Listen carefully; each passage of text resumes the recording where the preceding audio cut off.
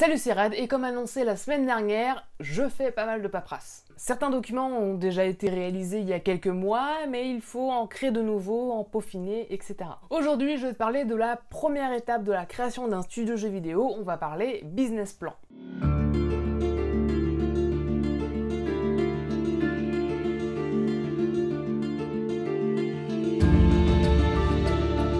Présente jamais son activité de la même façon. Et ça marche généralement dans toutes les situations puisque tu vas vouloir t'adapter aux attentes de ton interlocuteur. Quand tu prends un travail par exemple et que tu en parles à tes parents, généralement tu vas mettre en avant la sécurité de l'emploi, le salaire, etc.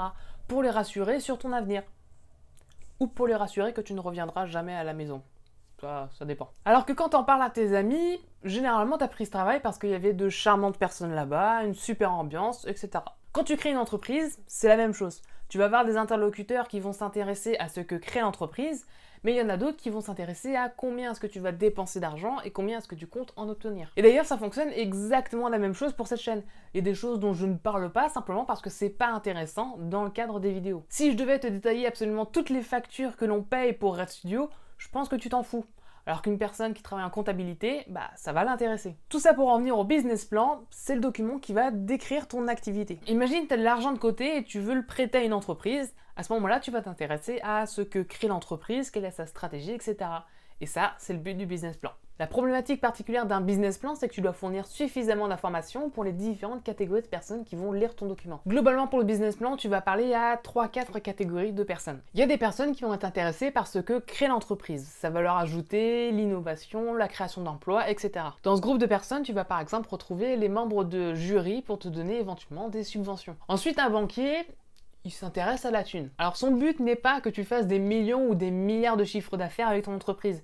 Mais par contre, il veut être sûr que s'il te prête de l'argent, tu vas pouvoir le rembourser. Il cherche donc à avoir une prévision concrète et stable de la croissance de l'entreprise et il faut apporter des données pour pouvoir montrer que tu as correctement fait ta planification. Troisième catégorie de personnes, les investisseurs. Les attentes avec eux sont différentes. Par exemple, il y a certains investisseurs qui vont s'intéresser à ce que crée l'entreprise, quelle est sa vision, quelles sont ses valeurs, ce que ça va apporter à la société, etc. Donc il faut expliquer la vision du projet, expliquer son fonctionnement, son but, ses points forts, etc. Mais un investisseur, très généralement, il veut de l'argent. Petite parenthèse pour t'expliquer comment fonctionne un investisseur. Quand tu crées une entreprise, on a ce qu'on appelle des parts. Et ces parts sont réparties parmi les créateurs de l'entreprise.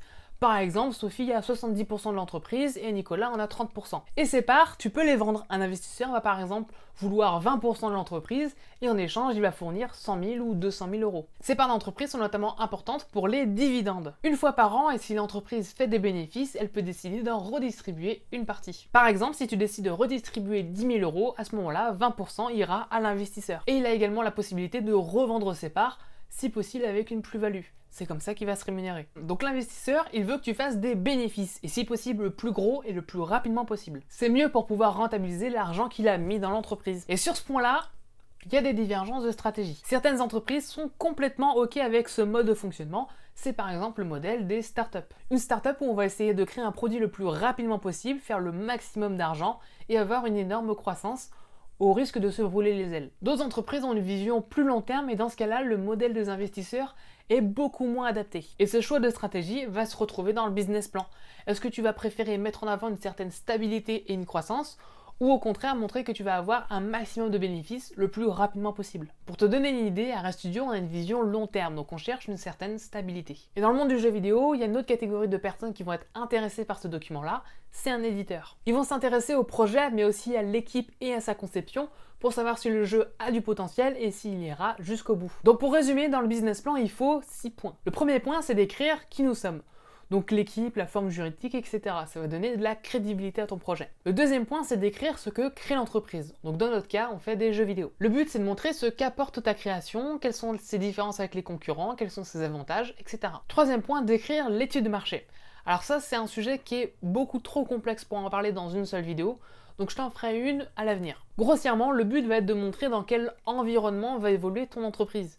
L'idée étant de savoir si oui ou non cet environnement va être favorable pour toi. Par exemple, si tu crées une société qui fait des machines à vapeur et que tu te rends compte que personne n'en achète, là il va falloir se poser des questions. Donc c'est pour prouver que tu vas pouvoir faire un chiffre d'affaires correct dans cet environnement-là. Quatrième point, la stratégie marketing. Alors ça c'est un gros mot pour certains, mais en fait ça consiste simplement à expliquer comment est-ce que les gens vont apprendre que ton jeu est super cool.